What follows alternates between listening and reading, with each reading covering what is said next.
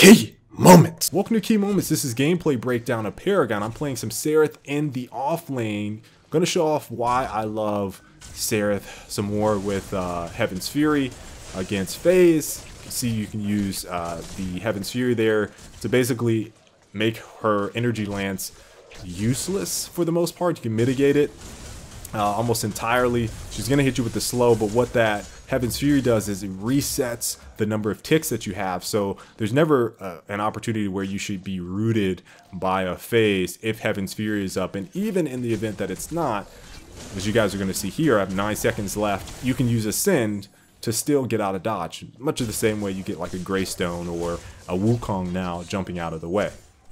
Now here, wasn't paying attention to the minimap, got a little greedy.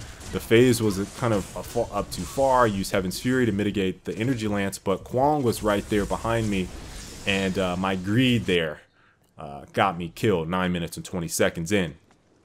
Now here I have blue buff. Now I really wanted to show the lateral movement, kind of your strafing that can benefit you when you're in an engagement like this. So for every time that he takes a shot, I'm just moving left and right as I continue to pursue him, and he's behind on every single one of my shots. Now if I stayed on one side, it would be easier for him to line up. So if I only stayed on his left or only stayed on his right, he doesn't have to change his lateral movement or lateral aiming on that x-axis, so I was able to get that kill. Now here, some more Heaven's Fury. Now this is great against Kwong. I got tethered.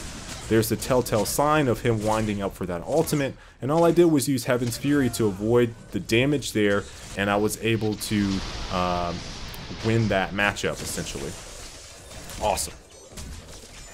Alright, now I overstayed my welcome here a little bit too long, and I had to get out of dodge. And I thought ascending and then going down this way was the right call. Unfortunately, Serath was down there waiting too. So, I mean, they really put a lot of effort into getting that kill on me, sending basically 4 people on that side after I killed, or 3 people on that side after I killed the Kwong. Now here, Stasis Gem.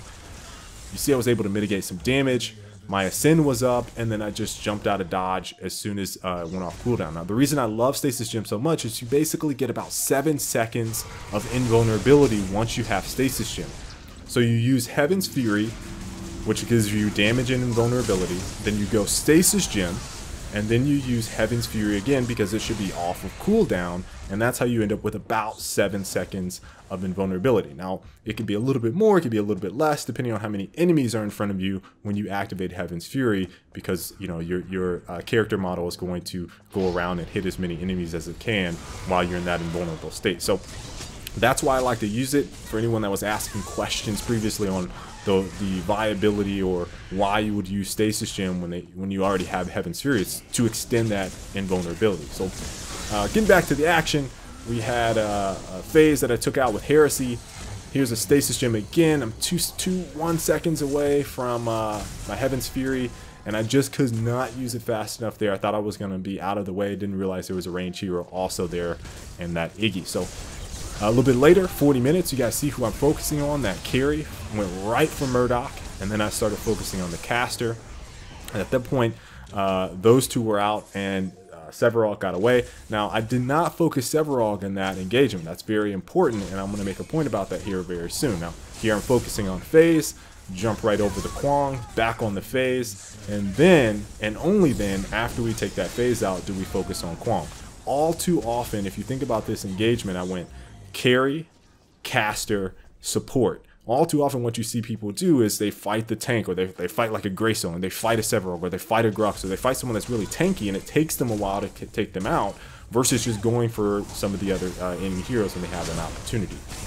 So I just wanted to make that point with that clip. So here's a Heaven's Fury, mitigate some damage, into a Stasis Gem. So you see my Heaven's Fury is back up. I use it again on this Serath, and then I ascend out. That's that combination that I was talking about there. And that duration of that fight, the length of that fight, helped my teammates rotate over there, because I was in a situation where it was basically 3 versus 1 before my teammates helped me out in that fight. And that's why Stasis Gem is so important. So I hope you guys were really able to see it played out in that particular team fight. Heaven's Fury, Stasis Gem, back to Heaven's Fury for the invulnerability, and then use Ascend to get out of dodge. And that's what makes Stasis Gem so incredibly special on Serath. So hope you guys enjoyed this gameplay. If you did, please make sure to leave a like. If you have any questions, leave them down in the comment section. Subscribe for Notification Squad. I'm out at E3 all this week. I have some more videos planned, but until the next time, folks, I will catch you all later. Stay frosty.